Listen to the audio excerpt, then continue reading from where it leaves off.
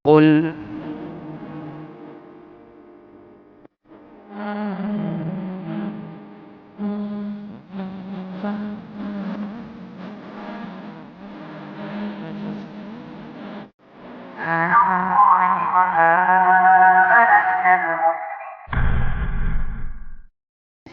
Bismillahirrahmanirrahim. Assalamualaikum warahmatullahi wabarakatuh. Innal hamdalillah nahmaduhu wa nasta'inuhu wa nastaghfiruh wa na'udzu billahi min shururi anfusina wa min sayyiati a'malina. May yahdihillahu fala mudhillalah wa may yudlil fala hadiyalah. Wa asyhadu an la ilaha illallah wahdahu la syarikalah wa asyhadu anna Muhammadan abduhu wa rasuluh. Allahumma salli ala nabiyyina Muhammad wa ala alihi wa man tabi'ahum bi ihsan ila yaumiddin. Allahumma inna nas'alukal jannah wa na'udzu bika minan nar. Allahumma inni ala dzikrika wa syukrika wa husni ibadati. Puji syukur kita panjatkan pada Allah, salawat dan salam semoga tercurah pada junjungan kita Nabi besar Nabi Agung Muhammad sallallahu alaihi wasallam. Ibu-ibu sekalian yang semoga senantiasa diberkahi dan dirahmati oleh Allah Subhanahu wa taala. Untuk mengawali majelis kita kali ini, kita mohon pada Allah Subhanahu wa taala semoga majelis ini membawa berkah bagi kita sekalian, membawa limpahan ilmu yang bermanfaat dan nantinya bisa kita amalkan, dan mudah-mudahan kebaikan-kebaikan nantinya akan kita peroleh dengan kita berada di majelis kali ini. Ada sebuah doa yang Nabi Shallallahu Alaihi Wasallam ajarkan dibaca di akhir tahiyat sebelum salam. Kata Imam Ibnul Qayyim, di dalam kandungan doa ini terdapat 3 hal yang menjadi misi para rasul berdakwah di tengah-tengah umatnya. Ini terkandung dalam doa Nabi Shallallahu Alaihi Wasallam, Allahumma a'inni ala dzikrika wa syukrika wa husni ibadati. Sudah pernah dengar ini, Bu? Sudah? Doanya adalah Allahumma a'inni ala dzikrika wa syukrika wa husni ibadati. Ya Allah, tolonglah aku supaya rajin berzikir kepadamu, supaya rajin bersyukur, dan supaya terus aku bisa memperbaiki ibadah, memperbagus ibadah kepadamu. 3 hal yang terkandung dalam doa ini. Yang pertama, kita minta kepada Allah supaya rajin berzikir. Yang kedua, kita minta pada Allah supaya rajin bersyukur. Yang ketiga, kita minta kepada Allah supaya kita dimudahkan untuk bagus dalam ibadah kita. Ini tadi dibaca kapan? Dibaca kapan, Bu? Dibaca pada dubur sholat. Dubur sholat para ulama punya pengertian ada 2. Dubur sholat, dubur itu artinya akhir. Bisa di akhir tahiyat sebelum salam dan bisa ba'da salam setelah kita berzikir. Bisa di akhir tahiyat sebelum salam dan bisa setelah kita berzikir kemudian kita berdoa. Doa itu kita baca misalnya setelah kita baca tahiyat terus tutup dengan berlindung dari 4 hal, lalu kita baca Allahumma inni ala dzikrika wa syukrika wa husni ibadatik lalu salam. Atau kita setelah salam assalamualaikum warahmatullahi wabarakatuh terus baca zikir setelah sholat seperti biasa sampai rampung, baca al-ikhlas, al-falak, an-nas, baru kita baca ya di dalam doa bisa ada doa ini, Allahumma inni ala dzikrika wa syukrika wa husni ibadati. Di dunia ini kata Imam Ibnul Qayyim 3 hal ini yang kita lakukan, yaitu kita berzikir, kemudian kita bersyukur, kemudian kita memperbagus ibadah kepada Allah Subhanahu wa taala. 3 ini yang kita lakukan di dunia ini. Dan seseorang untuk mendapatkan balasan di surga nantinya, pertama dia dari mengenal Allah, kemudian yang kedua dia lakukan 3 hal tadi, baru yang ketiga dia dapat balasan nanti di surga. Jadi dari mengenal Allah terlebih dahulu, baru nanti dia sibukkan dirinya dengan zikir, kemudian dapat nikmat dia bersyukur, kemudian ketika itu dia memperbagus ibadah pada Allah, baru nanti dia dapat balasan di akhirat berupa surga Allah Subhanahu wa taala. Ini untuk mengawali muqaddimah bahwa kehidupan kita itu seputar antara zikir, syukur dan ibadah. Maka ada hal-hal yang nanti membuat kehidupan kita itu jadi rusak karena jauh dari zikir, jauh dari syukur kepada Allah, jauh dari ibadah. Di antara yang dapat merusaknya inilah yang nanti kita pelajari kali ini, yaitu tentang masalah ghibah. Ya, di dalam buletin judulnya apa coba? Ghibahnya emak-emak.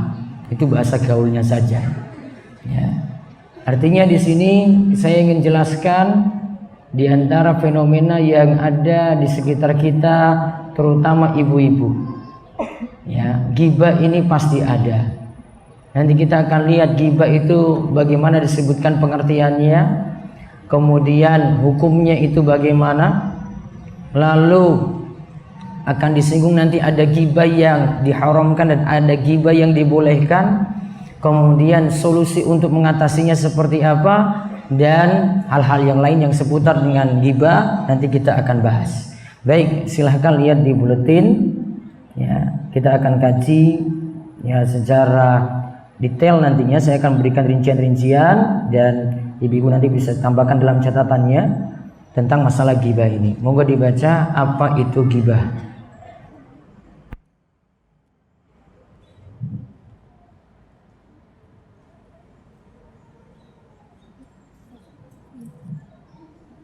Dari Abu Hurairah radhiyallahu anhu, Rasulullah sallallahu alaihi wasallam bersabda, "Kalau apa itu ghibah?" Mereka menjawab, "Allah dan Rasulnya lebih tahu." Dia berkata, "Engkau menyebutkan kejelekan saudaramu yang dia tidak suka untuk didengarkan orang lain." Beliau ditanya, "Bagaimana jika yang disebutkan sesuai kenyataan?" Jawab Nabi sallallahu alaihi wasallam, "Jika sesuai kenyataan berarti engkau telah menghibahnya. Jika tidak sesuai berarti engkau telah memfitnahnya." Taib. Ghibah termasuk dosa besar. Ini saya akan jelaskan pengertian dosa besar itu apa. Lalu pengertian ghibah itu disebutkan dalam hadis Nabi Shallallahu Alaihi Wasallam. Abu Hurairah radhiyallahu anhu ketika itu mendengar Rasulullah SAW itu menanyakan, "Atadruna mal ghibah?" Tahukah kalian apa itu ghibah? Kemudian para sahabat sebagaimana kebiasaan mereka, kalau tidak tahu mereka akan jawab, "Allahu wa rasuluhu a'lam." Allah dan Rasulnya yang lebih tahu. Kemudian ketika itu Nabi SAW jawab, "Zikruka akhaka bima yakra." Engkau menyebutkan tentang saudaramu. Kalau pengertian saudaramu di sini berarti sama muslim. Ya, engkau menyebutkan saudaramu yang muslim bima yakra, tentang apa yang ia tidak senang untuk didengar oleh orang lain. Kemudian ada yang bertanya, "Afara'aita in kana fi akhi ma aqul?" Wahai Rasulullah, gimana kalau memang yang dikatakan itu benar adanya? Artinya memang itu aib, memang itu kejelekannya ada. Maka Nabi SAW katakan, "In kana fihi ma taqul faqad tabtahu. Wa illam yakun fi faqad bahattahu." Kata Nabi SAW, jika memang itu benar ada padanya, berarti engkau telah menggibahnya. Kalau itu tidak ada padanya, berarti engkau telah memfitnahnya, menuduh yang tidak benar. Ada beberapa hal dari poin ini yang bisa kita ambil, ibu-ibu sekalian. Satu, pengertian ghibah. Ini kita akan lihat nanti perkataan dari Imam Nawawi. Yang kedua, ghibah itu membicarakan jelek orang lain walaupun aib ini benar-benar ada, namun yang kita bicarakan itu tidak ada di tempat. Makanya dikaitkan dengan kata ghibah. Ghibah itu secara bahasa itu artinya sesuatu yang tersembunyi atau tertutup. Sama seperti kita dengar ada istilah alam gaib. Ini asal katanya sama, dari ghaba, nanti jadi ghibah, jadi al-ghaib. Artinya sesuatu yang tersembunyi tidak nampak. Kalau kita bicarakan tentang alam gaib, berarti kita yang ada di dunia ini tidak bisa lihat langsung. Contoh misalnya apa? Kejadian-kejadian di alam kubur. Dalam kubur itu ada siksa, di dalam kubur itu ada nikmat. Pernah lihat siaran langsungnya, Bu? Untuk nikmat-nikmat tadi pernah tahu? Belum tahu. Terus untuk siksa-siksa dalam kubur sudah pernah lihat langsung? Belum. Maka itu masuk peristiwa gaib. Itu kejadian-kejadian gaib. Dan ketika itu tidak bisa pakai logika untuk masuk dalam ranah gaib, nggak bisa.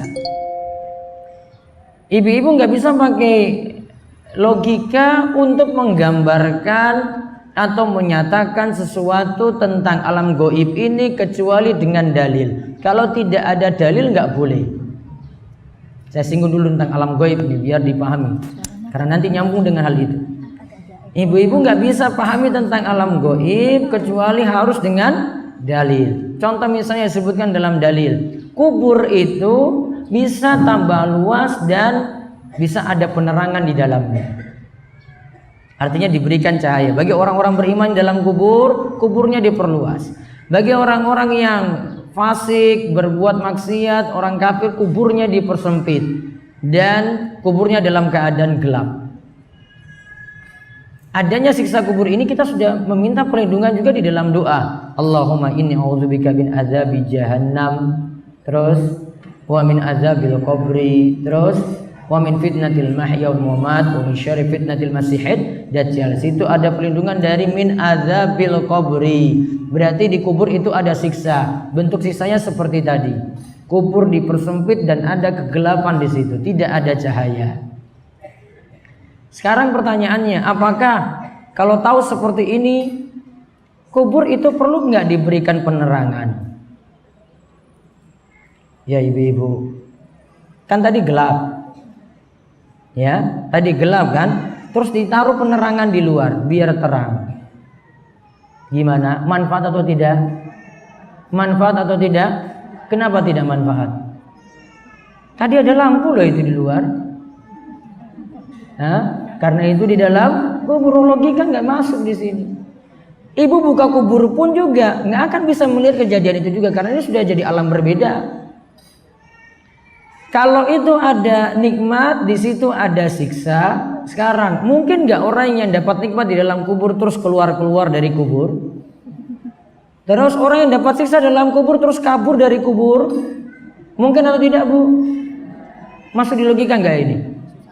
Atau ada malaikat yang lalai jaga kubur, kemudian ada orang yang keluar dari kubur, mayit keluar dari kubur gentayangan. Percaya roh gentayangan? Ada dia baru ya, ada sebagian keyakinan di masyarakat itu selama belum 7 hari atau 40 itu masih gentayangan kemana-mana. Percaya kayak gitu, Bu? Berarti nggak ada yang gentayangan? Nggak pernah lihat?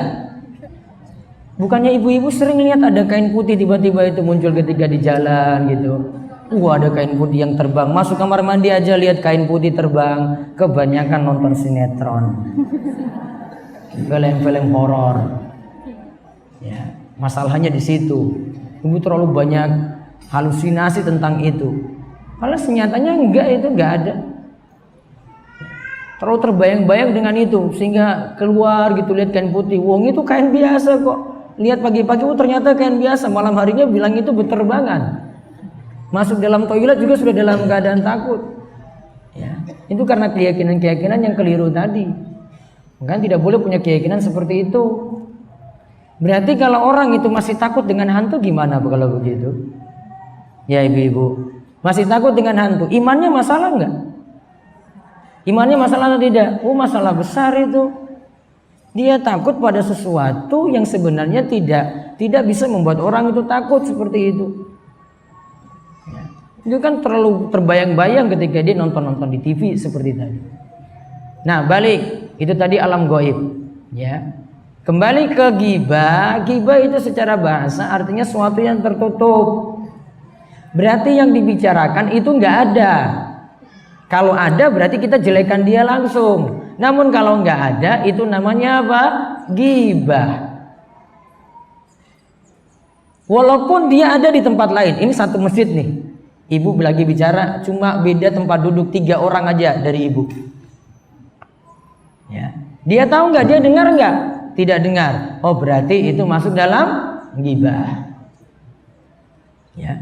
Asalkan dia ini sudah bicara, yang itu tidak tahu, ya sudah. Oh yang ini si A ini bicara tentang si B, yang ini tidak tahu. Oh berarti bicara jelek, berarti itu masuk dalam ghibah.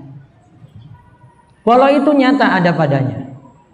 Sedangkan kalau tidak nyata ada padanya, artinya itu cuma tuduhan tanpa bukti, berarti itu namanya buhtan. Dalam hadis tadi disebut bahat tahu.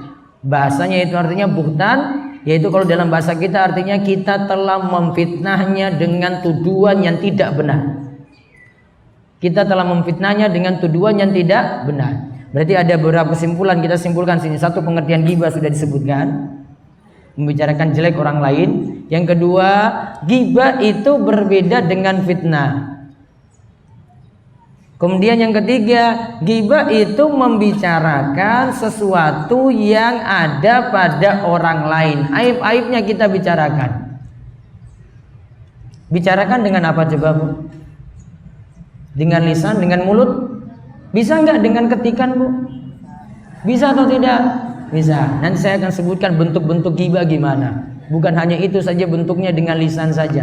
Macam-macam bentuknya. Ghibah dalam grup WA bisa atau tidak? Bisa? Bisa. Nah, nanti kita lihat bentuk-bentuknya.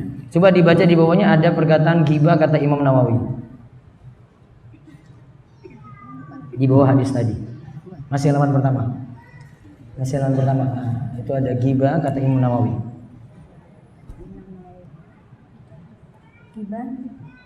Ghibah kata Imam Nawawi adalah menyebutkan kejelekan orang lain di saat dia tidak ada saat pembicaraan. Ya, terus di bawahnya lagi kata seorang ulama tafsir. Ghibah adalah jika engkau membicarakan sesuatu yang jelek pada seseorang, itu disebut menghibah atau memujinya. Jika yang dibicarakan adalah sesuatu yang tidak benar ada padanya, maka itu berarti memfitnah atau menuduh tanpa bukti. Baik, kata Imam Nawawi tadi menyebutkan kejelekan atau aib orang lain di saat ia tidak ada saat pembicaraan. Nah, sekarang kita lihat Ibu bentuk-bentuk ghibah. Dibaca di halaman berikut. Bentuk dan hukum ghibah.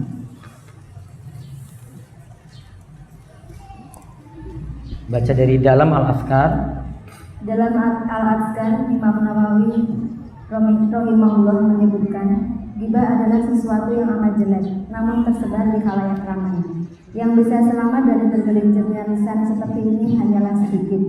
Ghibah memang membicarakan sesuatu yang ada pada orang lain, namun yang diceritakan adalah sesuatu yang ia tidak suka untuk diperdengarkan pada orang lain. Sesuatu yang diceritakan bisa jadi pada badan, agama, dunia, diri, akhlak, bentuk fisik, harta, anak, orang tua, istri, pembantu, budak, pakaian, cara jalan, gerak-gerik, wajah berseri, kebodohan, wajah cemberutnya, kefasihan lidah, atau segala hal yang berkaitan dengannya. Cara ghibah bisa jadi melalui lisan, tulisan, isyarat, atau bermain isyarat dengan mata, tangan, kepala, atau semisal itu. Baik. Yang jelas itu menyebut kejelekan. Bisa jadi agamanya. Bisa jadi dari sisi dunianya. Bisa jadi pada dirinya. Akhlak, bentuk fisik, kaitannya dengan keluarga, membicarakan atau menyinggung wajahnya, menyinggung ya cemberutnya. Di sini bentuknya macam-macam. 1, lisan. 2, tulisan. 3, bisa dengan isyarat. 4, bisa dengan sindiran mata. 5, bisa dengan tangan. 6, bisa dengan kepala. Lihat bentuknya macam-macam ya. Pertama dengan lisan. Ya, ini yang paling sering. Yang kedua itu dengan tulisan. Ini yang di zaman now sekarang ini. Dengan apa? WhatsApp, Telegram bisa nggak? Telegram, Instagram bisa nggak Bu? Bisa. Pakai storynya bisa nggak? Bisa aja. Macam-macam bentuknya. Terus bisa dengan isyarat saja. Dia pakai lirikan mata aja. Ya, lirikan mata ke orang itu tanda untuk menjelekkan dia saja. Lihat dia itu. Isyarat matanya maksudnya itu lihat dia itu. Itu yang tadi kita bicarakan itu. Pakai isyarat mata. Bisa dengan isyarat tangan. Ya, dia tunjuk seperti ini pendek. Nanti kita akan lihat gimana Aisyah itu pernah menggibah istri Nabi SAW lainnya. Ya, sampai ditegur oleh Nabi SAW. Itu cuma pakai isyarat saja, tidak pakai omongan. Namun Nabi SAW menganggap itu sebagai perbuatan ghibah. Baca di bawahnya lagi, bahkan dikatakan dalam Majmu' Al-Anhar, segala sesuatu yang ada maksud untuk menghibah termasuk dalam ghibah dan hukumnya haram. Pokoknya segala sesuatu yang maksudnya menjelekkan orang lain, bentuknya apapun, dihukumi itu masuk ghibah dan hukumnya itu haram. Lalu hukum ghibah? Hukum ghibah itu diharamkan berdasarkan kata sepakat ulama. Ghibah termasuk dosa besar. Sebagian ulama membolehkan ghibah pada non-muslim seperti Yahudi dan Nasrani, sebagaimana disyaratkan dalam Subul As-Salam. Sebagiannya lagi tetap melarang ghibah pada kafir ini. Baik, di sini dikatakan ada ulama yang membolehkan ghibah pada non-muslim. Namun sebagian lainnya tetap melarang. Hati-hatinya kalau nggak ada tujuan nggak usah.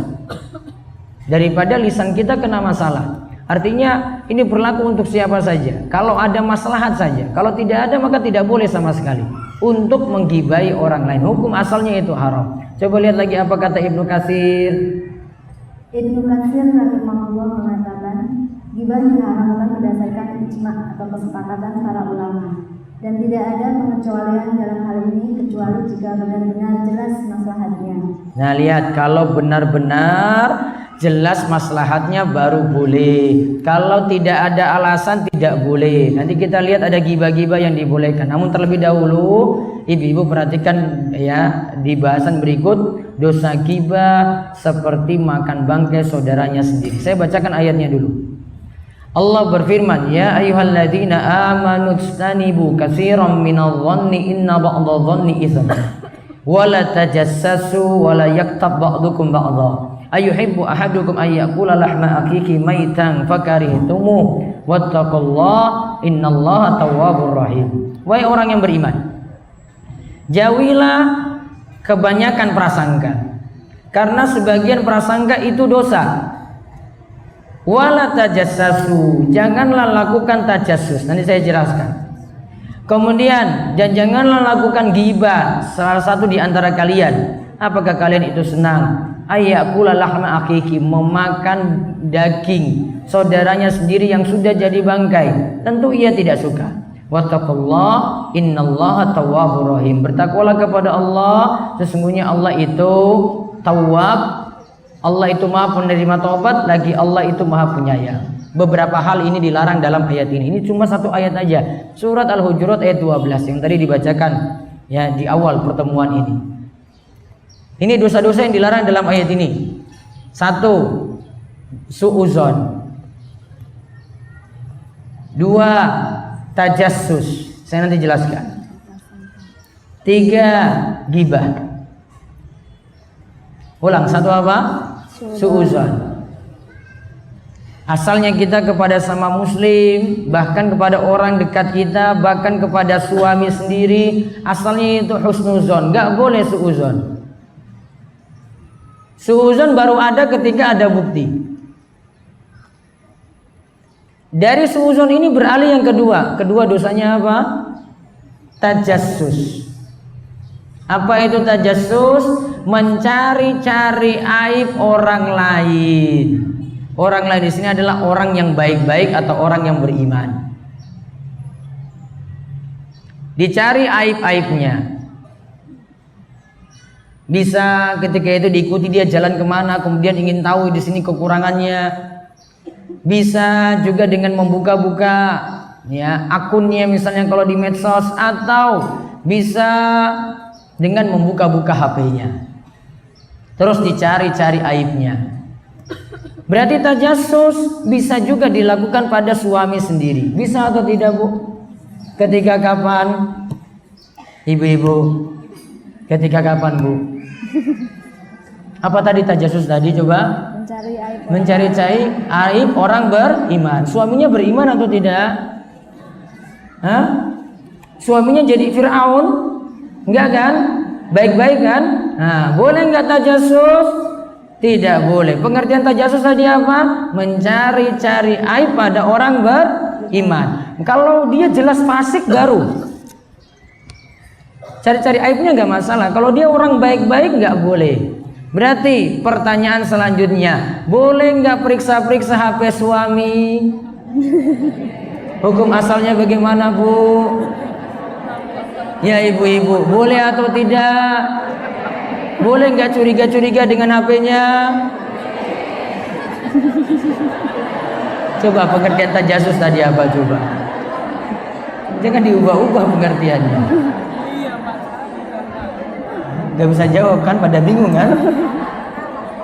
Ibu cari-cari aibnya, suami padahal rajin ke masjid, nggak ada apa-apa coba. Ibu terlalu banyak curiga. Waspada, ya terlalu banyak waspada.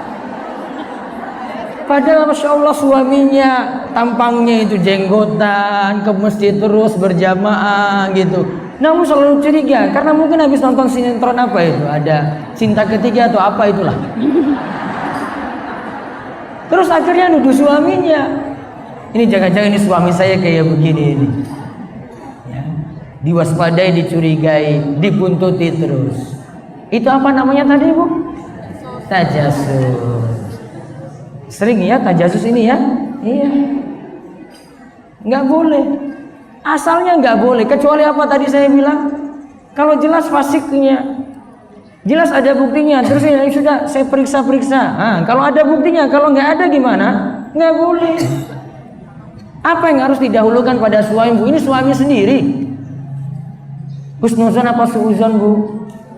Husnuzon. Ibu berikan 1000 uzur untuk suami sendiri. Di mana ibu bisa berikan uzur ini kepada orang lain, harusnya kepada suami sendiri, harusnya lebih lagi daripada itu.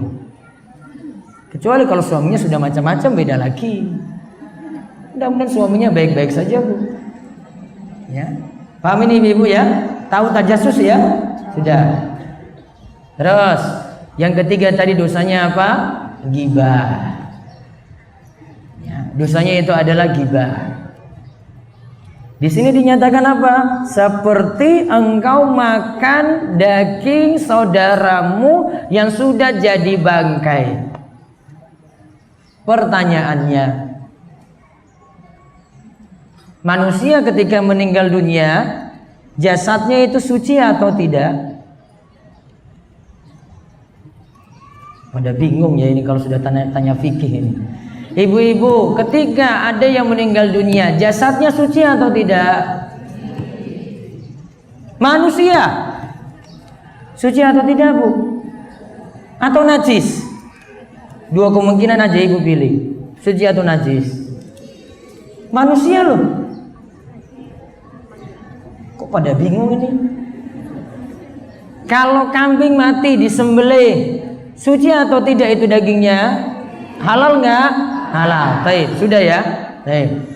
Kalau kambing tidak disembelih, mati begitu saja, disebut apa? Bangkai. Baik. Sekarang saya balik kepada manusia. Ya, ini manusia meninggal dunia. Jasadnya hukumnya apa? Suci apa najis?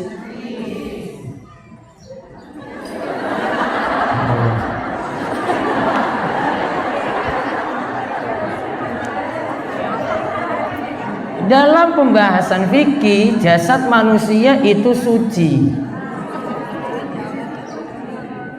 Walaupun sudah meninggal dunia tadi. Saya bahas kaitannya dengan ini loh. Coba lihat kalimatnya. Engkau makan daging saudaramu yang sudah jadi bangkai.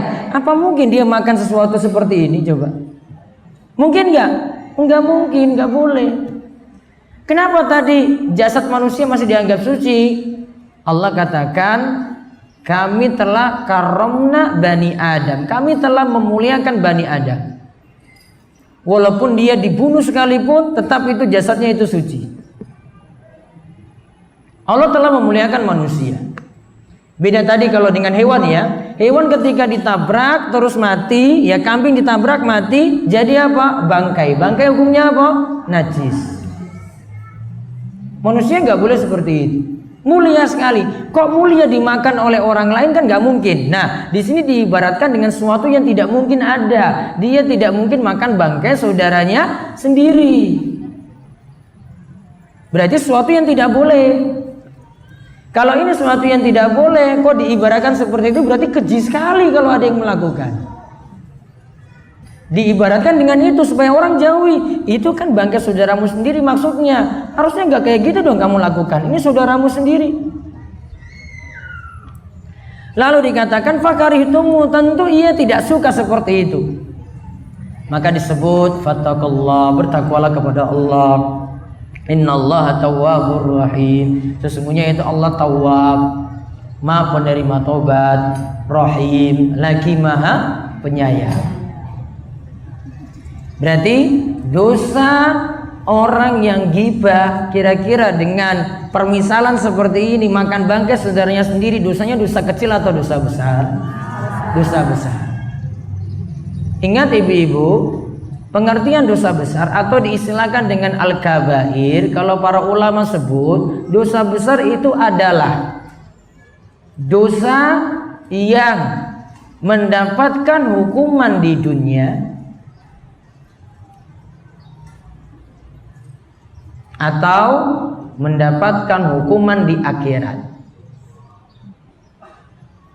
dengan sebutan hukum tertentu.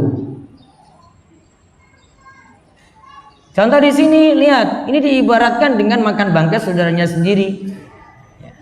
Ini diibaratkan dengan hukuman yang keji. Maka dosa ghibah dari definisi itu dihukumi dosa besar. Contoh lagi hukuman di dunia. Bagi siapa saja yang menuduh orang lain berselingkuh, berzina tanpa bukti. Buktinya harus datangkan apa, Bu? Berapa saksi?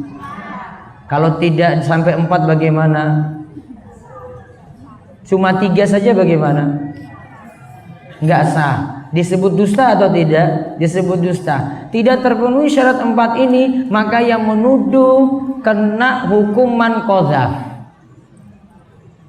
hukuman cambuk sebanyak 80 kali. Padahal dia sudah datangkan 2 atau 3, namun nggak cukup jadi 4, maka yang nuduh tadi kena hukuman. Karena ini masalah kehormatan. Dalam syariat kita itu perketat ini, dipersulit biar tidak mudah-mudahan jatuhkan kehormatan orang lain. Berarti nuduh orang lain tanpa bukti masuk dalam dosa besar. Itu memfitnah orang tanpa bukti yang cukup berarti masuk dalam dosa besar karena ada hukuman di dunia. Contoh dapat hukuman di akhirat. Kadang disebutkan dalam hadis dengan doa laknat. La'anallahu man zabaha li ghairillah. Sungguh Allah itu mengutuk atau melaknat orang yang menyembelih untuk selain Allah. Atau di dalam hadis yang sama juga disebutkan la'anallahu man awa muhdisan.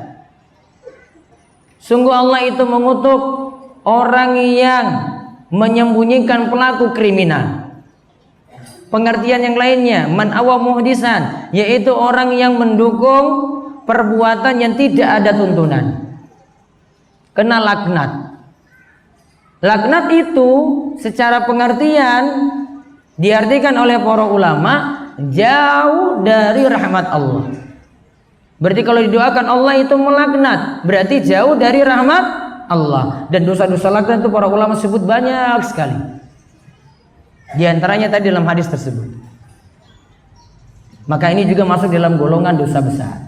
Menyembelih kepada selain Allah itu dosa besar, bahkan kesyirikan. Kemudian menyembunyikan pelaku kriminal walaupun dia tidak lakukan kriminal juga masuk dosa besar, karena dosa ini dikutuk atau dilaknat oleh Allah. Contoh lagi, Nabi SAW sebutkan tentang nanti akan muncul di akhir zaman. Ada dua golongan yang Nabi SAW sebut, salah satunya yaitu wanita kasiyatun ariyat ma'ilatun mumilat, ru'usuhunna ka'asnabil buktil ma'ilah. Kata Nabi SAW, nanti akan muncul di akhir zaman wanita yang kasiyat, pakai pakaian ariyat namun telanjang, kemudian dia berlenggak-lenggok, lalu dikatakan di akhir kepalanya seperti punuk unta. Disebutkan dalam akhir hadis, wanita ini dan dua golongannya disebutkan, mereka nanti wanita ini tidak akan mencium bau surga, padahal bau surga dapat dicium dari jarak yang sekian dan sekian. Itu namanya hukuman di akhirat. Berarti yang dilakukan seperti ini adalah dosa besar. Apa yang dimaksudkan dengan wanita yang berpakaian tapi telanjang? Punya dua sifat. Yang pertama, pakaiannya terlalu tipis. Yang kedua, pakaiannya terlalu ketat. Itu namanya kasiyatun ariyat, berpakaian tapi telanjang. Dan ada pengertian dari Imam Nawawi yang lainnya juga, namun pengertian ini yang lebih zahir, lebih tekstual dibandingkan dengan makna yang lainnya. Nah, itu contoh apa yang disebutkan dengan dosa besar. Maka yang disebutkan tentang dosa ghibah di sini termasuk tiga hal yang kita bahas, karena ini diingatkan dan hukumannya itu mengerikan, terutama untuk tajasus dan ghibah. Kalau tajasus tadi, Bu, karena asalnya yang tajasus itu biasanya orang itu dengan cara nguping, cari aibnya itu dia dengar-dengar, maka hukumannya nantinya kena pada telinga. Disebutkan dalam hadis, orang yang melakukan tajasus itu akan dituangkan timah cair nanti ketika di neraka. Karena yang melakukan dosa itu apa? Telinga. Karena biasanya dengar-dengar ini telinganya. Maka ketika itu yang dapat hukuman ini, karena al jaza'u min jinsil amal. Yang namanya balasan sesuai dengan amal perbuatan. Coba baca pengertian di bawah lagi, ada penjelasan dari Imam Asy-Syaukani tentang ghibah tadi dalam Fathul Qadir. Dalam Fathul Qadir, Imam Asy-Syaukani rahimahullah mengatakan, Allah Ta'ala memisalkan ghibah mengunjungi orang lain dengan memakan bangkai seseorang, karena bangkai sama sekali tidak tahu siapa yang memakan dagingnya. Ini sama halnya dengan orang yang hidup juga tidak mengetahui siapa yang mengunjungi dirinya. Sama dengan, sudah 8 ya.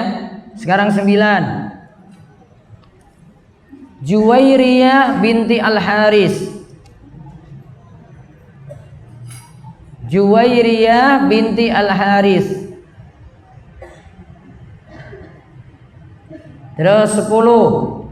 Sofiyah binti Huyai. Sofiyah binti Huyai.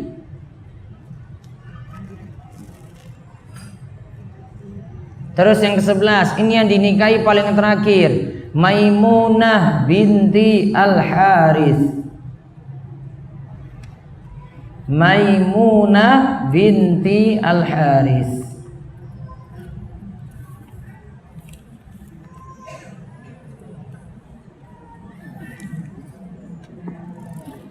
Sudah? Berapa tadi totalnya? 11. Yang meninggal dunia ketika Nabi SAW hidup ada 2. Khadijah, istri yang pertama tadi. Terus yang nomor 7 siapa?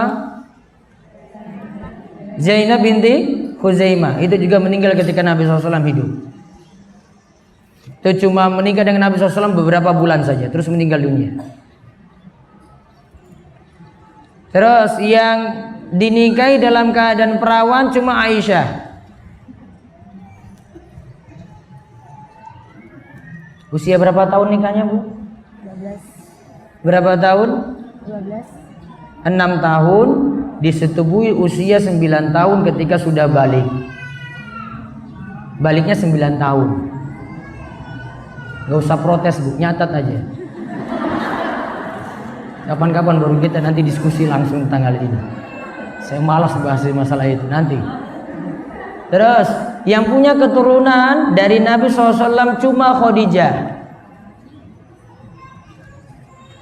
Ditambahkan dengan seorang budak beliau namanya Maria Al-Qibtiyah. Maria Al-Qibtiyah tidak masuk dari 11 istri, namun dari jalur perbudakan. Kalau di kalangan bangsa Arab dulu masih ada sistem budak, budak ini dimiliki layaknya istri, maka boleh digauli.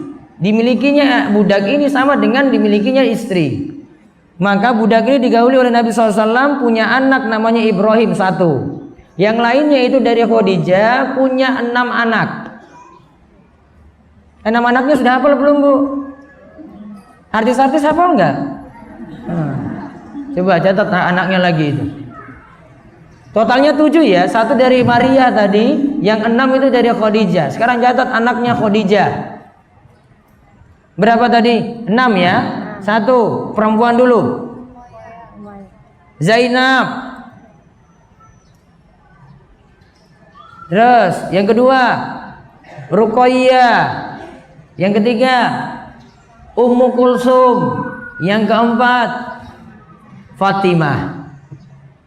Ulang. Zainab, Ruqayyah, Ummu Kulsum, Fatimah. Sekarang yang laki-laki Abdullah dan Qasim. Yang tadi satunya siapa? Ibrahim dari Maria Al-Qibtiyah.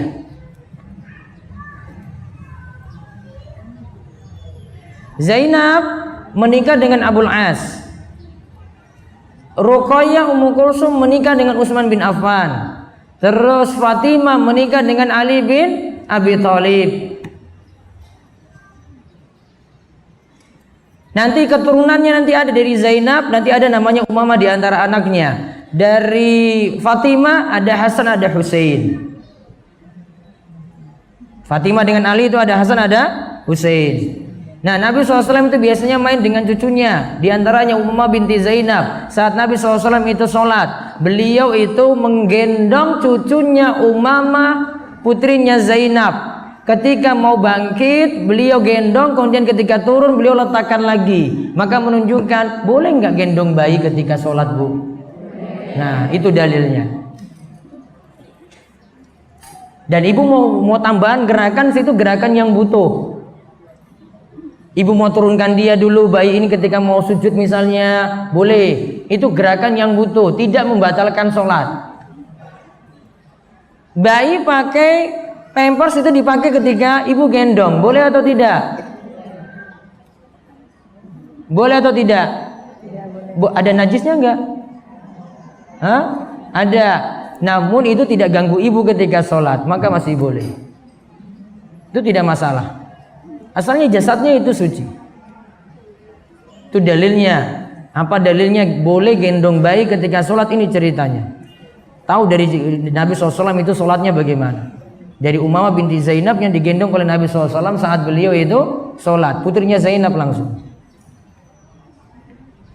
Nah, kemudian yang satu yang kita ceritakan di sini nantinya Sofia itu. Sofia nanti yang kita sebut ini punya kasus.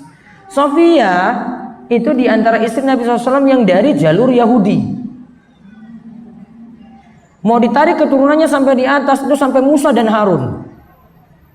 Keturunannya si Sofia tadi mau ditarik ke atas jalur nasabnya itu sampai Musa dan Harun.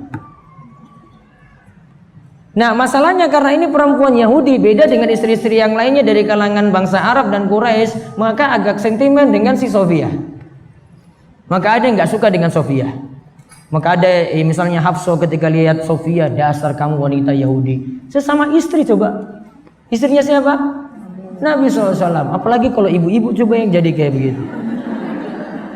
Ini coba lihat, dasar kamu wanita Yahudi. Itu siapa yang kamu bilang? Istrinya Nabi. Iya, memang dia wanita Yahudi. Namun itu jelekan dia. Dia nangis-nangis di hadapan Nabi SAW. Kemudian Nabi SAW ibu dia, tenang saja wahai Sofia, kamu punya garis keturunan sampai di atas, sampai Nabi yang mulia. Nabi SAW ya menyenangkan Sofia kayak gitu. Padahal nangis-nangis ketika itu karena ya istri yang lain gak senang pada dirinya. Nah, salah satu kisah yang istri yang lain gak senang, nah ini dalam kisah ini. Coba dibaca kisah di bawahnya. Dari Aisyah.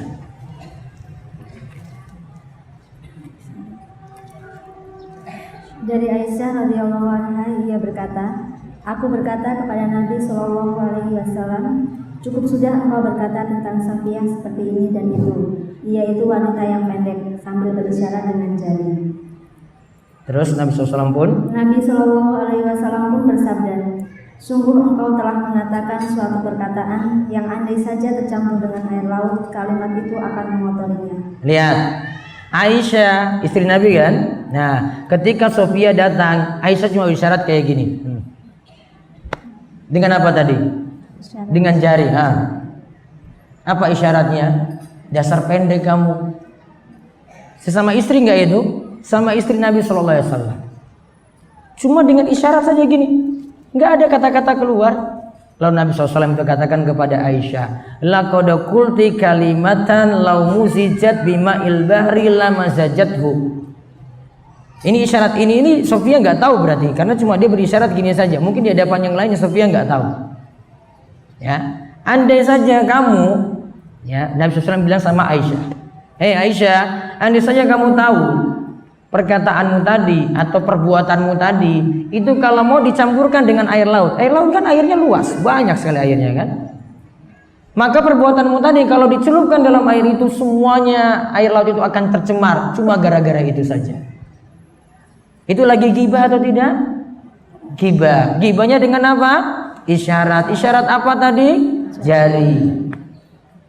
Cuma dengan isyarat jari saja, Bu, sudah dikatakan itu ghibah. Belum ngomong loh ini, sudah dikatakan itu bisa mencemari air laut yang begitu banyak, cuma gara-gara itu saja yang dilakukan oleh Aisyah. Dan ini Nabi SAW tegur Aisyah yang kebaikannya luar biasa. Gak ada kan kita bisa menandingi Aisyah putri Nabi SAW kan. Urutan Aisyah itu kalau dia dari kecerdasannya, dari sahabat-sahabat yang lainnya nomor 4 dalam meriwayatkan hadis dari Nabi SAW, itu urutan nomor 4 itu. Hadisnya banyak sekali.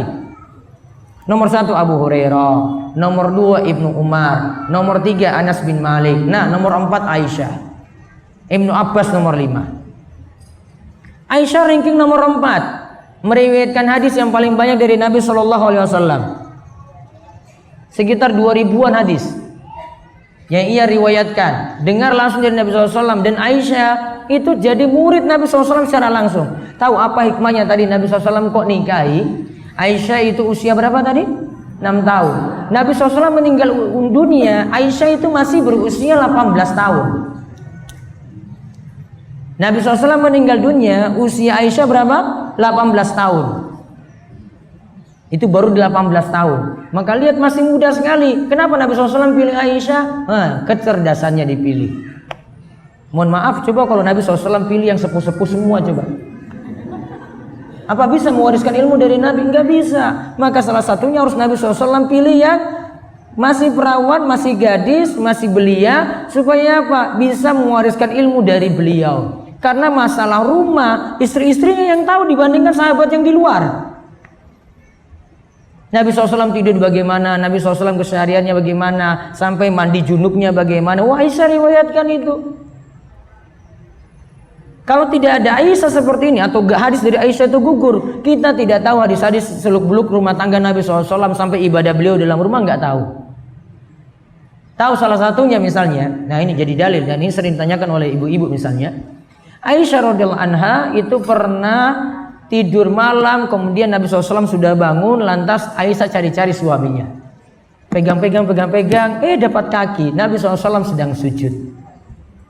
Ketika Nabi SAW sujud, beliau baca, Allahumma inni a'udzu biridhaka min sakhatik wa bimu'afatika min uqubatik wa a'udzu bika minka la uhsi sana'an 'alaik anta kama asnaita 'ala nafsi. Pernah dengar doa ini? Ibu-ibu. Yang ini enggak pernah dengar? Ya Allah, ini harus banyak ngaji ya ibu-ibu nih ya. Ini doa diantaranya dibaca bar witir. Ba'da witir baca doa ini di samping baca Subhanal Malikil Quddus, Subhanal Malikil Quddus, Subhanal Malikil Quddus, Rabbil Malaikati Waruh. Setelah itu baca Allahumma inni a'udzu biridhaka min sakhatik wa bimu'afatika min 'uqubatik wa a'udzu bika minka la uhsi sanaan 'alaik anta kama asnaita 'ala nafsik. Namun ketika itu Nabi SAW baca ketika sujud. Apa tadi yang dilakukan oleh Aisyah? Kan cari-cari Nabi. Dapat apanya tadi? Kaki. Para ulama beda pendapat, kakinya Nabi SAW ketika itu rapat, yang belakangnya tumitnya itu rapat begini ataukah terbuka. Itu ada beda pendapat. Ada ulama yang kuatkan pendapat itu rapat kakinya. Ada ulama yang kuatkan enggak, itu kaki Nabi SAW ini terbuka. Dalam hal ini dua-duanya boleh. Intinya bukan maksud ini ceritanya. Saya ingin ceritakan gimana dari hadis Aisyah kita bisa simpulkan hukum. Nah, sholat Nabi SAW berlanjut. Tadi siapa yang sentuh tadi? Istrinya kan? Padahal kalau keyakinan kita bersentuhan suami istri itu membatalkan wudhu. Dalil ini jadi gimana coba? Sholat Nabi SAW lanjut atau tidak? Lanjut. Ya, harusnya kalau itu batal berarti harus berhentikan sholat, terus ulangi wudhu, terus ulangi sholat lagi. Namun ketika itu dalam cerita ini lanjut, berarti kesimpulannya bersentuhan suami istri membatalkan wudhu atau tidak? Paham ini Bu? Jadi ibu jangan ditakut-takuti suami. Kadang suami bilang, maaf saya sudah wudhu, pegang aja. Ya kadang permainkan ibu juga gitu. Walaupun memang ini ada beda pendapat, namun dalil ini satu dalil ini saja sudah menguatkan pendapat tadi.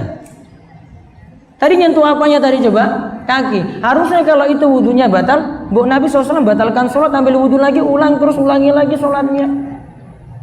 Namun cerita itu tetap berlanjut. Dan Nabi SAW punya kebiasaan kalau mau pergi masjid, kadang dia mencium istrinya dan langsung pergi ke masjid. Ulangi wudhu enggak? Enggak ada ceritanya Nabi SAW ulangi wudhu.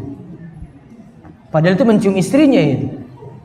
Itu lebih daripada Aisyah cuma nyentuh kaki Nabi SAW. Itu juga jadi dalil yang kedua. Adapun dalil dalam surat Al-Maidah ayat ke-6, aula mastubun nisa, atau mau menyentuh perempuan, para ulama beda pendapat tentang tafsiran ini. Ibnu Umar katakan itu menyentuh, Ibnu Abbas itu katakan berjima atau hubungan intim baru membatalkan. Yang tepat maknanya itu adalah jima. Bukan maknanya adalah sekedar menyentuh perempuan lantas membatalkan wudhu. Dan kalau suami nyentuh istri, kalau menurut pendapat mazhab Syafi'i membatalkan wudhu, dikarenakan suami istri itu asalnya bukan mahram. Betul atau tidak?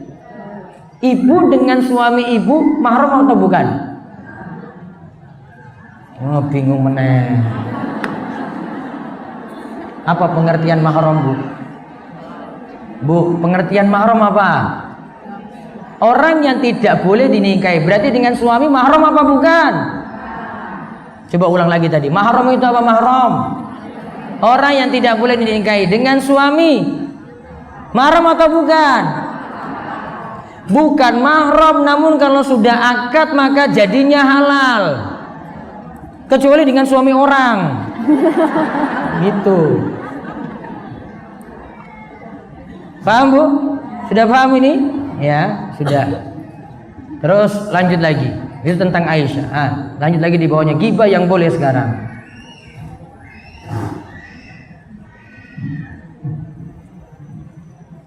Ghibah yang boleh: satu, mengadu tindak kezaliman kepada penguasa atau pada pihak yang berwenang, semisal mengatakan si Ahmad telah menjalin ibu. Misalnya ingin lapor, ini ghibah yang boleh ya. Berarti hukum asalnya ghibah nggak boleh. Namun karena ada 6 sebab ini masih boleh. Yang pertama, ada yang menzulimi kita. Lapor, Pak polisi ini sudah nyuri barang saya, dia sudah nyolong barang saya, diambil barang saya diam-diam, saya mohon untuk ditindaklanjuti. Itu laporkan kezaliman. Bicarakan aib enggak? Itu bicarakan aib atau tidak? Iya. Ada enggak tadi aibnya? Ada. Namun karena kebutuhan boleh. Terus yang kedua, meminta tolong agar dihilangkan dari suatu perbuatan munkar dan untuk membuat orang yang berbuat munkar tersebut kembali pada jalan yang benar. Semisal meminta pada orang yang mampu menghilangkan suatu kemungkaran, si Rahman telah melakukan tindakan kemungkaran semacam ini. Tolonglah kami agar lepas dari tindakannya. Nah, misalnya ada yang buat zalim. Untuk menyelamatkan kita harus lapor ke orang lain dulu. Nah, aibnya disebutkan supaya kita dapat pertolongan. Maka seperti itu boleh. Yang ketiga, meminta fatwa pada seorang mufti seperti seorang bertanya mufti, saudara kandungku telah menjaliniku demikian dan demikian. Bagaimana caranya aku lepas dari kezaliman yang ia lakukan? Meminta fatwa atau bertanya pada seorang mufti, orang yang bisa memberikan fatwa, pada kiai, pada ustadz, ya. Terus dia menyebutkan orang ini telah berbuat zalim pada saya. Terus solusinya gimana Pak Kiai? Maka kalau diberikan solusi kayak gini, nah ini keadaan yang boleh walaupun menyebutkan aib. Namun kalau aibnya bisa disamarkan, orangnya bisa disamarkan, lebih bagus. Terus yang keempat, mengingatkan kaum muslimin terhadap suatu kejelekan seperti mengungkap jeleknya hafalan seorang perawi hadis. Ada seorang yang perlu kita ingatkan karena dia bawa pemahaman sesat, atau ada dari sisi hadisnya itu nggak benar. Bisa jadi hadisnya kita ingatkan, orangnya juga kita ingatkan karena ini membawa pemahaman yang tidak benar di tengah-tengah kita. Terus yang kelima, membicarakan orang yang terang-terangan berbuat maksiat dan bid'ah terhadap maksiat atau bid'ah yang ia lakukan, bukan pada masalah lainnya. Ada orang yang buat maksiatnya terang-terangan, takut yang lain itu niru, maka kita sebut aibnya supaya yang lain tidak menirunya. Sama di sini menyebutkan aib kalau ada yang buat zalim pada kita, dan ini sudah tersebar. Contoh misalnya ada yang berutang pada kita, utangnya belum juga lunas.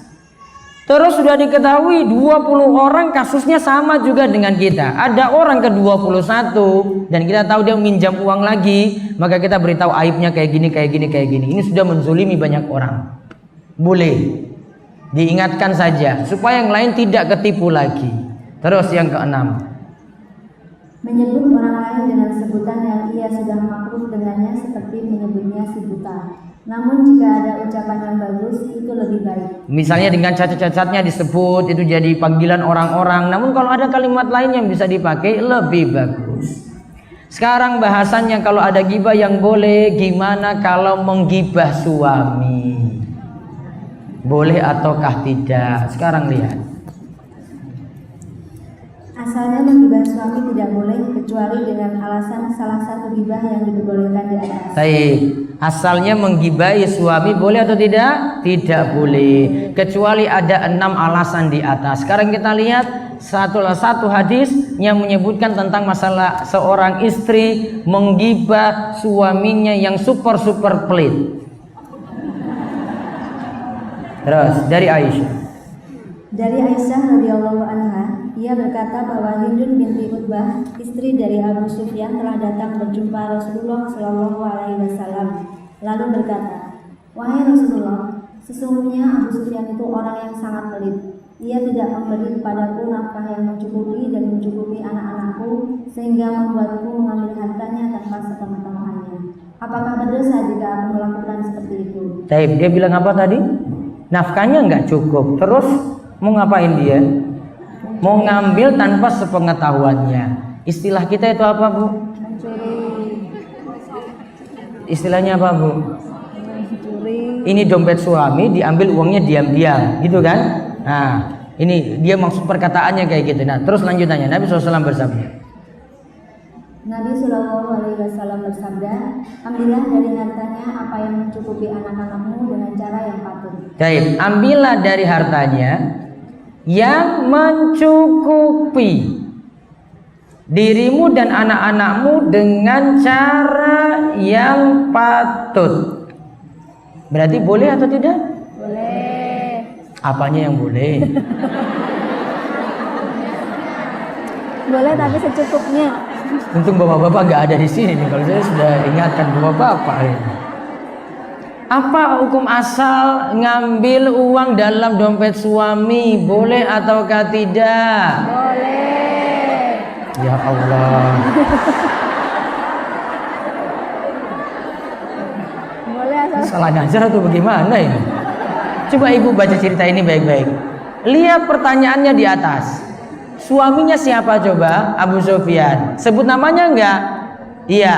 Terus aibnya disebut enggak? Iya. Sebut. Suaminya aibnya apa coba? Pelit. Apa suami ibu pelit?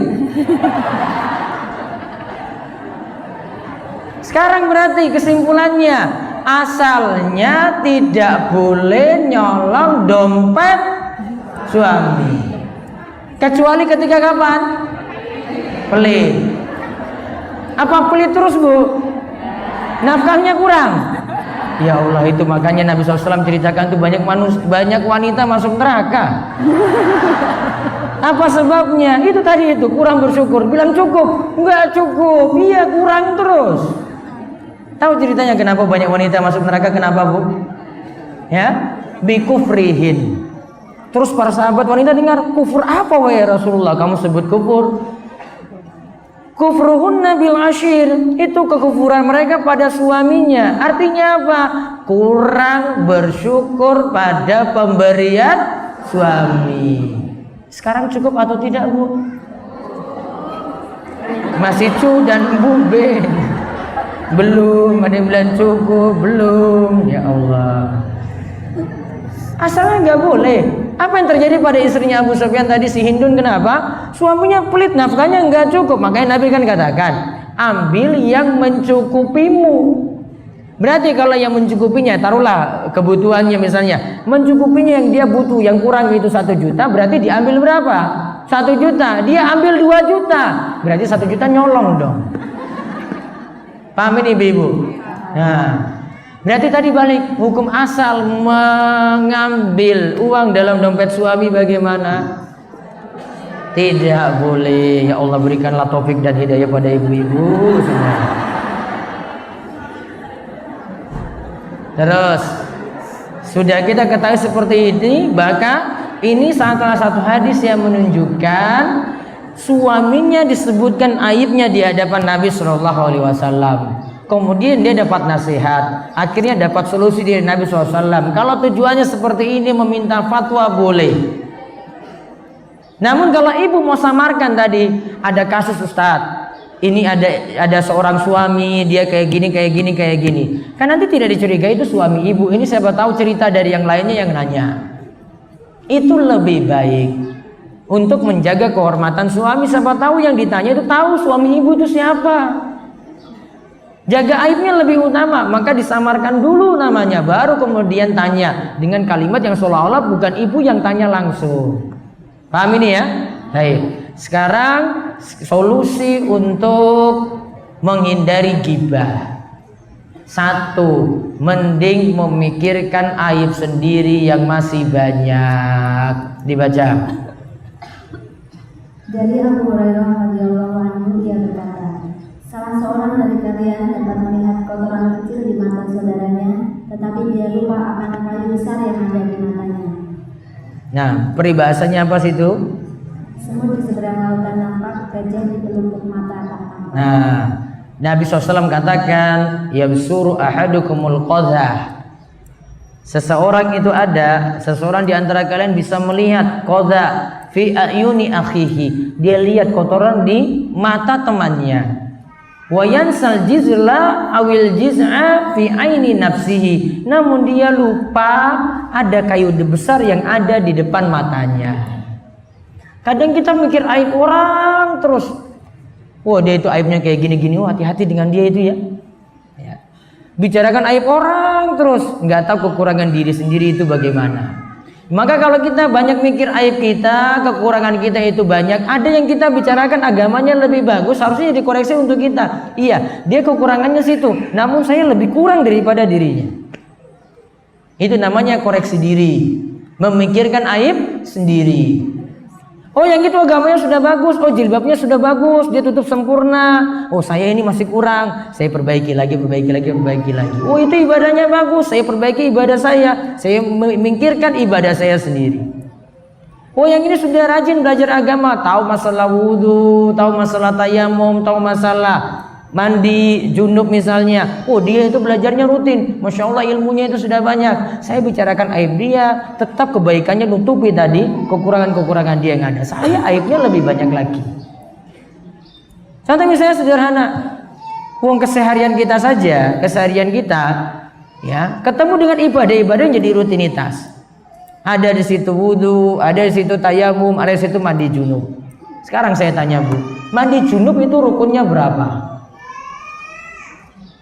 Ibu-ibu pernah mandi atau tidak? Apa rukun mandi junub? Iya, mandi wajib. Apa rukunnya Bu? Ya Allah, inna lillahi wa inna ilaihi raji'un. Nek kon rukun jadi ya. Ada berapa, Bu? Berwudu. Aduh, ibu-ibu. Cuci tangan. 2, 1 niat, 2 meratakan air ke seluruh badan. Itu rukun namanya. Ibu penuhi ini saja, mandi junubnya sudah sah. Walaupun ibu tidak awali dengan wudu dulu. Dalilnya apa? Al-Maidah ayat 6. Wa in kuntum junuban fatahharu. Jika engkau dalam keadaan junub, mandilah. Mandinya bagaimana? Tata caranya tidak seperti wudu yang disebutkan anggota-anggota badannya. Berarti cuma sekadar air itu kena ke seluruh badan. Namun kalau mau cari sempurnanya, diawali misalnya junub, kemaluannya dibersihkan, kemudian setelah itu berwudu, lalu Nabi SAW melakukan. Nah, beliau bersihkan kepalanya, guyur air di kepala. Kemudian setelah itu badan, mulai dari yang kanan, kemudian yang kiri, kaki kanan, terus kaki kiri. Lalu Nabi SAW ketika cuci kaki pindah tempat. Itu penyempurna kalau diawali dengan wudu. Namun rukunnya berapa tadi? 2. Apa rukunnya, Bu? 1 niat, 2 meratakan air ke seluruh tubuh. Misalnya ini ada orang nih, air di rumahnya itu mati. Pantai di Solo jauh nggak? Jauh dari sini, ya Allah. Saya kira dekat. Apa yang di sini air, sumber air di sini apa yang dekat? Ada telogo atau air sungai gitu ada? Bengawan Solo, taruhlah dia nggak ada air di rumah. Ada Bengawan Solo, dia datang terus niat Bismillah, saya mau mandi junub, langsung nyemplung di situ. Terus metu keluar. Sah atau tidak? Sudah kena seluruh badan? Sah selama airnya suci. Gampang sekali mandi junub itu. Iya kan? Sempurnanya tadi awali dengan wudu. Andai ibu nggak awali wudu, cuma mandi saja mikirnya, maka sudah sah. Setelah ibu mandi ini tidak wudu lagi nggak masalah, karena mandi junub itu sudah menghapus hadas kecil, hadas besar sekaligus. Maka sudah 2 hadas. Ibu setelah habis mandi ini nggak wudu lagi, sudah tertutup tadi dengan mandi junubnya tadi itu loh. Paham ini ibu? Ya, sengaja singgung ini nih, wah ini saja pelajaran sederhana, kita butuh belajar. Ada rincian hadis-hadis terangkan tentang masalah ini gitu, itu dipelajari.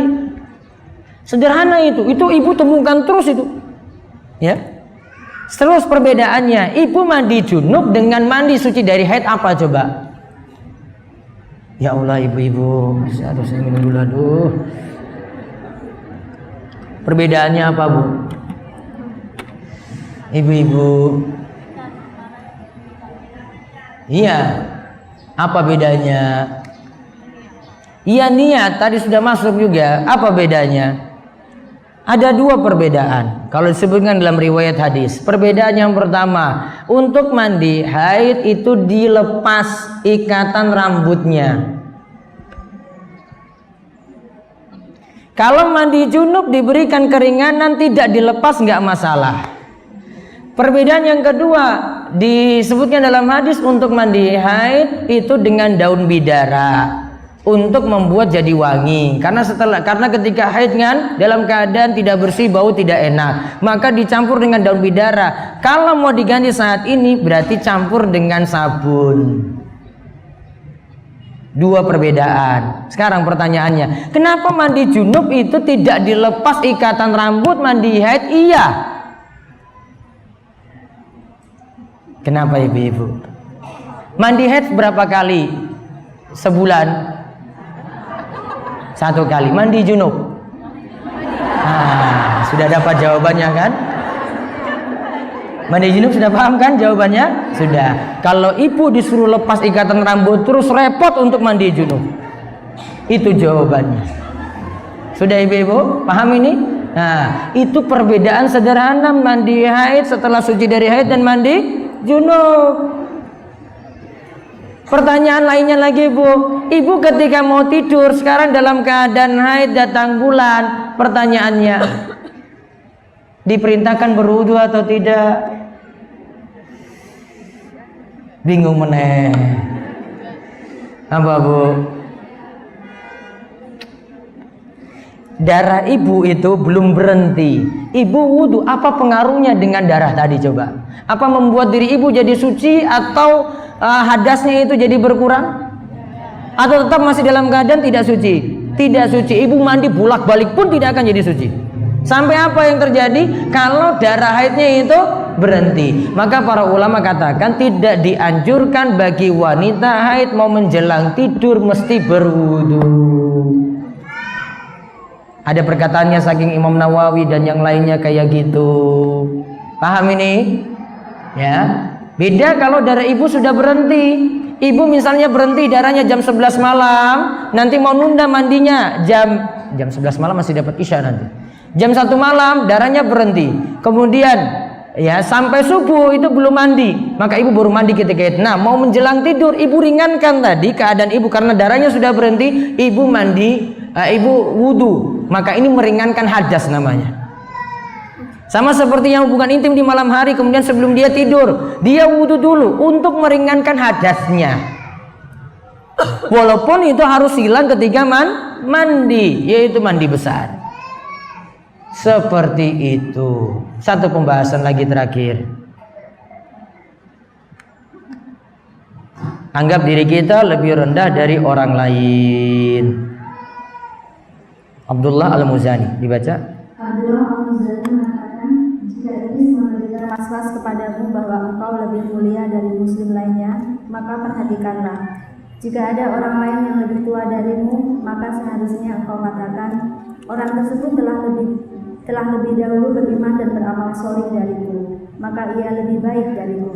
Jika ada orang lainnya yang lebih muda darimu, maka seharusnya engkau katakan, aku telah lebih dulu bermaksiat dan berguguran dosa serta lebih pantas mendapatkan siksa dibanding dirinya, maka ia sebenarnya lebih baik dariku.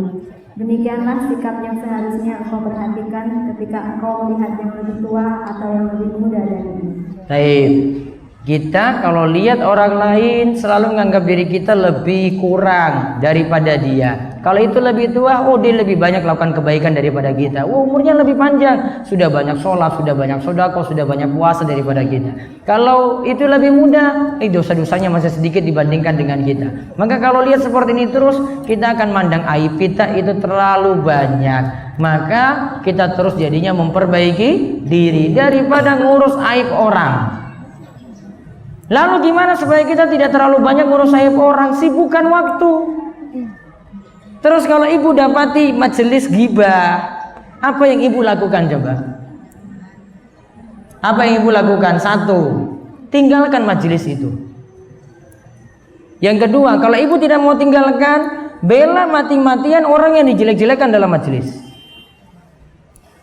Sama seperti misalnya ibu dalam grup WhatsApp misalnya. Ada di situ lagi gibahin orang, ibu punya pilihan dua. Satu, tinggalkan grup itu, left dari grup tadi, atau yang kedua, ibu di situ namun bela dia. Itu nggak benar. Ini semua ini kejelekan-kejelekannya ini nggak benar ini. Ibu belain dia. Ya masalahnya kalau kita sudah gibahin orang lain. Gibahin orang lain itu kita zulimi orang lain. Tugasnya apa? Minta maaf. Apalagi kalau berita itu sudah sampai pada dirinya. Minta maaf. Direlakan dulu ya kesalahan-kesalahan kita. Kalau sudah direlakan maka sudah selesai. Kalau dia belum memaafkan ya belum. Sampai dia memaafkan dulu. Yang penting kita sudah berusaha untuk meminta maaf saat itu. Wallahu a'lam bishawab. Itu yang kita kaji dari bahasan tentang permasalahan ghibah. Wallahu a'lam bishawab. Ada pertanyaan? Silahkan. Saya baca aja. Baik. Kalau kita ngomongi orang dengan suami misalnya, saya curhat dengan suami tentang tetangga yang sikapnya kurang baik. Lah itu termasuk ghibah atau bagaimana? Kalau tujuannya minta nasihat pada suami misalnya, kita punya tetangga kayak begini. Suami tahu juga aibnya seperti itu. Cari solusi gimana untuk mengatasi tetangga seperti itu. Ini namanya ghibah, masuk dalam golongan ghibah yang boleh untuk selamat dari kezaliman orang lain. Bisa jadi maksudnya di sini adalah untuk meminta saran pada suami. Kalau memang meminta saran seperti itu, dibolehkan supaya terhindar dari kezaliman orang lain. Bagaimana cara mengingatkan kawan-kawan yang kalau kajian ini lebih banyak foto-foto dan seterusnya, dan sibuk membalas komen saat kajian berlangsung. Berkahnya ilmu itu dengarkan kajian sampai rampung, catat faedah-faedah yang penting. Nanti urusan ibu mau foto jungkir balik, nanti urusan setelah majelis. Karena majelis ilmu itu dihadiri malaikat, Bu. Ada malaikat yang punya tugas khusus hadir dalam majelis ilmu. Malaikat itu punya tugasnya macam-macam. Ada yang lagi berdoa, malaikat hadir untuk ngaminkan doanya. Ada yang di dalam majelis ilmu, malaikat juga ikut hadir dalam majelis ilmu. Berarti kalau dihadiri malaikat, tanda keberkahan. Seperti misalnya ketika malaikat itu turun ketika malam Lailatul Qadar, tanazzalul malaikatu warruhu fiha. Malaikat itu turun, tanazzalul malaika warruhu, yaitu Jibril, fiha, yaitu pada malam Lailatul Qadar. Ketika itu malamnya itu penuh ketenangan sekali, menandakan bahwasanya malamnya penuh ketenangan, ini malam penuh berkah. Makin didekati malaikat itu penuh keberkahan. Majelis ini seperti itu. Malaikat makin jauh dari suatu tempat, itu berarti ada masalah besar di situ. Contoh misalnya, Nabi SAW itu pernah punya suatu masalah dengan Jibril, itu buat janji, Jibril nggak datang-datang. Kemudian Nabi SAW curiga ini, Jibril itu kalau biasanya janji itu selalu tepat waktu, namun kali ini kok Jibril buat janji terus dia nggak tepat waktu. Maka ternyata ditelusuri dalam rumah, ditemukanlah seekor anjing kecil masuk dalam kolong tempat tidur. Lalu kemudian anjing tersebut dikeluarkan. Lah barulah Jibril itu datang. Ketika itu Nabi SAW tanya pada Jibril, kenapa kamu sampai telat seperti ini? Biasanya kamu tuh datang tepat waktu. Jibril jawab, kami para malaikat tidak bisa masuk di dalam rumah jika ada dua hal. Salah satunya ketika anjing itu ada di dalam rumah. Saking mulianya malaikat seperti itu. Berarti kalau malaikat bisa hadir, ada berkah di situ. Malaikat tidak hadir, tidak bisa masuk, berarti tidak ada keberkahan. Wallahu a'lam. Seumpama suami sudah tidak nafkahi anak-anak, terus kita bilang ke orang lain, itu termasuk ghibahkah? Bilang ke orang lain yang bisa kasih solusi dan saran. Namun baiknya kalimatnya tadi dibuat samar sehingga tidak banyak menyebutkan aib suami. Jadi sebutkan masalah saja, jika ada suami kayak gini gimana. Seperti bertanya, namun bertanya jangan sebutkan itu jadi masalah ibu. Namun itu buat jadi masalah orang lain, maka nanti mudah-mudahan dapat solusi dengan jawaban tadi. Itu lebih baik. Ustadz, kalau suami sering memberi uang pada saudaranya tapi keluarganya masih kekurangan, bagaimana? Nasihati pada suami, mana yang mesti didahulukan. Dalam hal memberikan nafkah, pertama suami memberikan nafkah kepada istri terlebih dahulu dan anak-anak, kemudian orang tua. Orang tua ini bahkan bisa berbarengan dengan istri diberikan nafkahnya ketika orang tua sudah tidak kerja lagi dan yang kedua tidak punya nafkah, maka orang tua diberi nafkah. Kemudian kalau untuk yang lainnya sifatnya cuma sedekah bantuan biasa, sehingga suami harus punya skala prioritas siapa yang nanti diberikan bantuan dalam hal ini terlebih dahulu. Nafkah tentu didahulukan daripada sedekah yang lainnya termasuk kepada keluarga. Jadi nasihati suami baik untuk hal itu.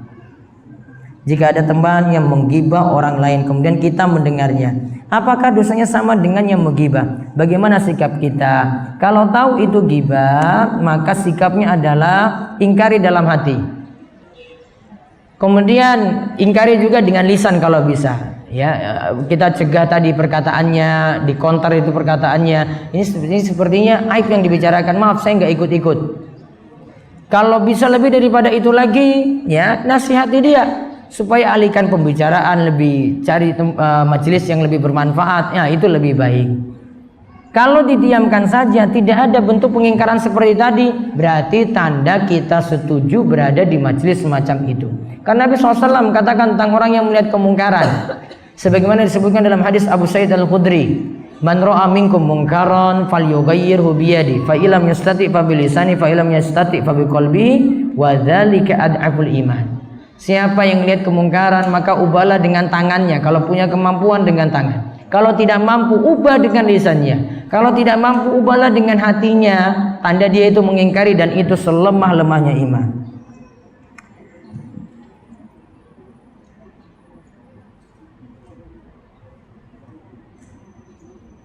Ustaz, ada teman saya curhat, dia sering merasa digelitikin di bagian pinggang. Dan ketika sholat sering merasa panas di bagian pinggang. Kalau mau beribadah banyak halangannya, seperti mau ke kamar mandi terus. Waktu kecil pernah diminumkan air dari dukun. Apakah harus diruqyah? Saran saya diruqyah. Tanda di antara tanda diruqyah itu adalah ketika dia dengar azan, dengar bacaan Al-Quran, dengar zikir, kok malah tambah panas. Harusnya kalau orang dengar azan ya dekat dengan masjid, dengar orang baca Al-Quran ya dia jadi hatinya terenyuh. Kemudian kalau dengar zikir ya juga bisa menghayati seperti itu. Kalau beda dengan ini berarti ada suatu masalah dalam dirinya.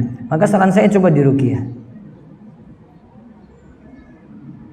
Jika yang diomongkan masalah kepengurusan dalam organisasi, apakah juga termasuk ghibah? Yang diajak bicara sama pengurus dalam suatu organisasi, si A kok gini, si B kok seperti ini, si C kok kerjanya itu telat-telat, boleh, untuk tujuan memperbaiki organisasi, sehingga organisasinya lebih berjalan lancar dengan membahas kekurangan-kekurangan yang ada untuk memperbaiki, boleh seperti itu. Bagaimana hukum jual beli dropship?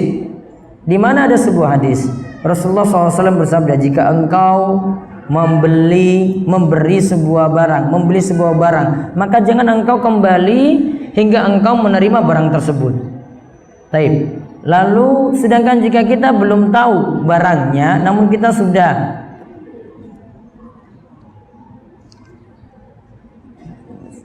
mengontak orang yang jualan, seperti yang jualan itu teman kita sendiri, apakah kita boleh ikut dropship dengan menjualkan dan memasarkan barang tersebut? Sedangkan ada ustadz lain yang mengatakan itu boleh, karena ini termasuk dalam hal muamalah. Wallahu alam, dropship masih boleh dengan catatan ibu yang jualan, yang ikut dropship ini sudah jadi wakil atau punya hubungan kerjasama. Yang tidak boleh atau ini yang baiknya dihindari ketika jadi dropshipper, kemudian dia cuma dapat fotonya dia cuma dapat dari internet, kemudian dia katakan itu produknya, kemudian nanti dia minta kepada pihak yang punya barang ini kirim ke alamat ini. Kalau tidak ada kerjasama atau tidak sebagai agen, tidak sebagai wakil, ketika nuntut barang ini ada yang cacat, sedangkan si dropshipper ini sudah dapat untung. Padahal orang yang dapat untung itu harus siap nanggung rugi. Ada kaidah disebutkan dalam hadis Aisyah, al-kharraju bid-dhamman. Keuntungan itu bagi orang yang siap nanggung kerugian. Berarti kalau dia jadi dropshipper, dia dapat untung, siap nanggung rugi. Maka kalau dia cuma lepaskan saja langsung kepada pihak yang kirim, maka ini tidak boleh. Maka harus punya kerjasama. Dia boleh dapat foto dari situ, namun punya jalinan kerjasama sehingga kalau ada komplain juga bisa ke dia atau bisa kepada pihak yang mengirim. Ustadz, kalau kita dinasihati teman dan minta solusinya, yang termasuk ghibah atau bukan? Bagaimana cara kita bersikap supaya tidak masuk dalam ghibah? Kalau minta solusi dan memang kita bisa beri solusi, berikan saran, dan memang kita orang yang bisa merubah itu. Kalau bisa maka silakan untuk layani teman tadi. Kalau tidak bisa mendingan ya tidak dilanjutkan kalau dia menyebutkan aib-aibnya yang lainnya. Di daerah saya masih banyak di PKK tabungan rutin yang kemudian dipinjamkan kepada anggota dengan bunga 2% per bulan. Di akhir periode hasil bunga dibagi rata kepada anggota yang meminjam. Ingat, ini tabungan namun ada simpan pinjam, kemudian bunga 2%. Terus dibagi kepada anggota yang minjam tanpa ada perbedaan baik yang aktif maupun yang pasif. Apakah ini termasuk riba? Pinjam ini terus setiap kali pinjam dapat bunga 2%. Terus nanti di akhir tahun ada bagi di situ. Ini namanya bagi riba. Hanya dibolehkan dalam pinjam meminjam, tidak ada bunga sama sekali dan tidak ada denda ketika keterlambatan.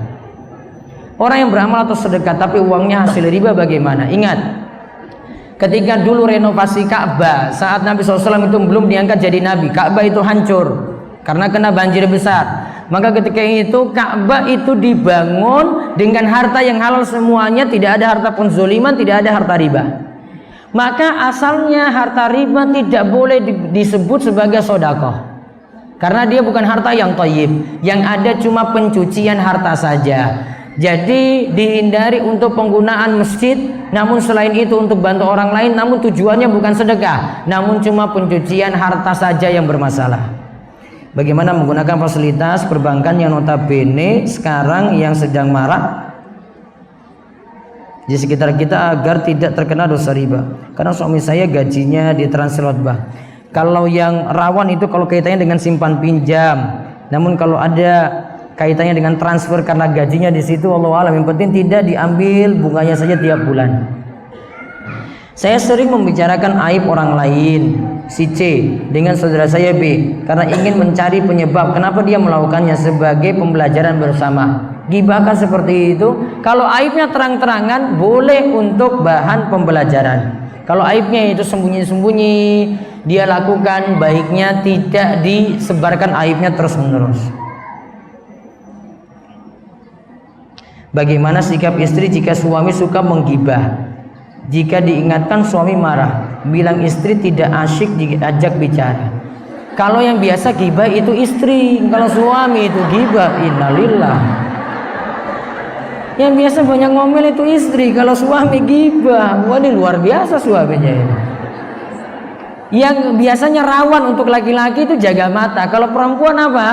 Jaga mulut. Maka kalau dibuat sebaliknya aneh laki-lakinya.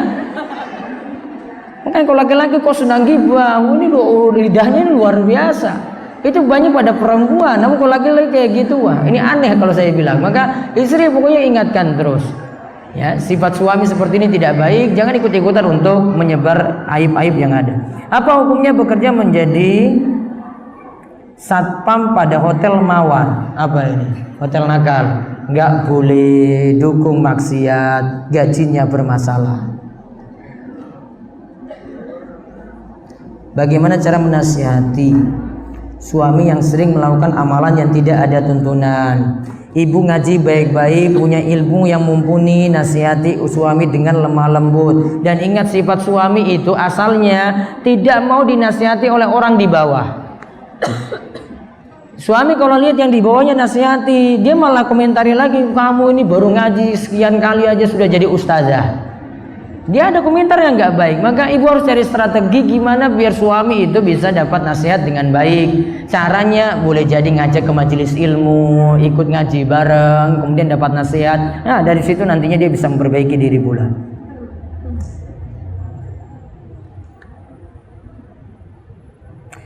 Sudah membuat marah atau tersinggung suami, setiap diajak bicara suami tidak merespon, apa yang harus saya lakukan? Karena sudah terjadi sangat lama. Ada solusinya tapi nggak usah saya ini ya. Itu gampang aja nangani suami kayak gini, Bu. Kapan-kapan baru dibahas ya. Ustadz, bagaimana taubat dari ghibah? Sementara kita tidak mungkin untuk meminta maaf langsung. Sebisa mungkin meminta maaf dari orang yang kita ghibahi. Kecuali kalau dia sudah meninggal dunia, maka banyak doakan dia, ya Allah ampunilah dosanya, ya Allah berikanlah kemudahan dia di alam kubur misalnya. Kalau sudah meninggal dunia, kalau masih hidup maka sebisa mungkin meminta maaf.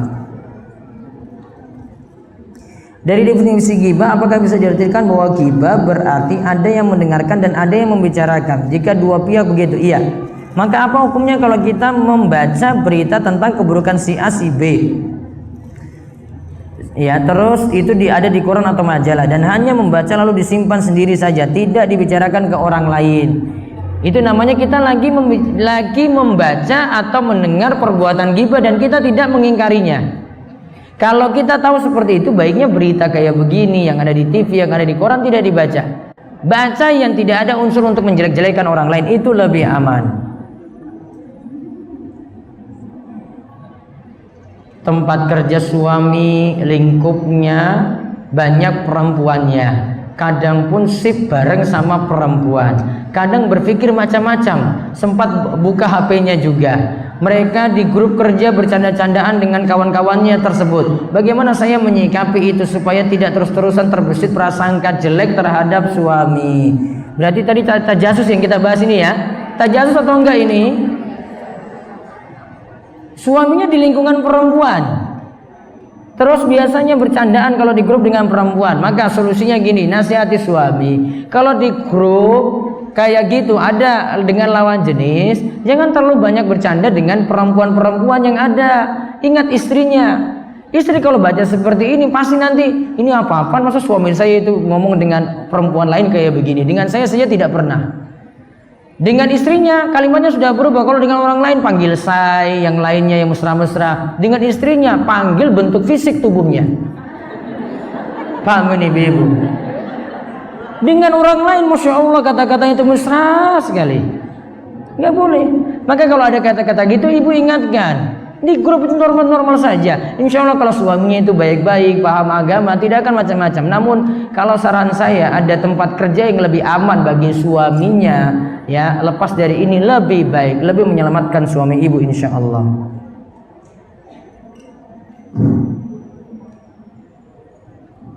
Apa boleh? Bagaimana caranya mereda orang tua kita yang suka menggibah dengan tidak menyinggung karena ia sering menyakiti tetangga kita? Kalau ada orang tua seperti itu, nasihati pelan-pelan dengan kasih mukadimah dulu, nggak bisa langsung. Misalnya dengan cara ketika ketemu dengan orang tua bawa sesuatu hadiah dulu, menghibur dirinya. Kemudian ketika itu beri saran baik-baik. Kalau sudah beri saran ya sudah, tugasnya cuma nyampaikan saja, urusannya dengan Allah. Kalau mau menerima ya alhamdulillah, kalau tidak mau menerima yang penting kita sudah ingatkan orang tua. Yang terakhir, ada anak hasil zina, kemudian menikah bukan dengan wali ayah biologis karena tidak tahu ilmunya. Menikah bukan dengan wali ayah biologis. Taib. Terus bagaimana status pernikahan saya ini? Sah atau tidak? Status pernikahan ini sah atau tidak?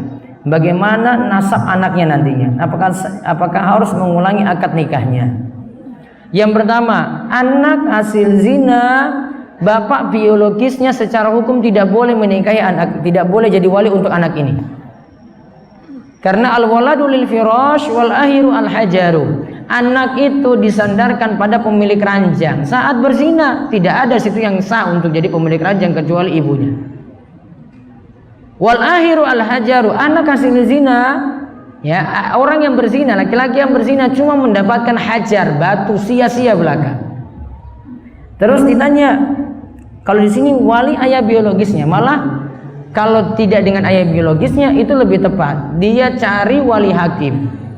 Kalau ada wali hakim ini yang nanti bertugas untuk menikahkan. Bagaimana status pernikahannya? Tadi kalau dengan wali hakim sudah sah. Bagaimana nasab anaknya nantinya? Kalau ini nikahnya sudah sah, nasab anaknya jadi sah. Apakah harus mengulang akad nikahnya? Kalau akad nikahnya sudah disahkan oleh kantor urusan agama, tidak perlu diulangi. Ya, tidak perlu diulangi. Karena ini sudah disahkan dan ini bukan dengan ayah biologis. Kalau itu wali hakim benar, wali hakim itu biasanya dari kantor urusan agama, maka nikahnya jadi sah. Kayaknya pertanyaan yang dibuat itu dengan yang menikahkan adalah ayahnya, tapi karena hasil zina jadi yang nikahin itu ayahnya gitu. Ayahnya yang nikahin.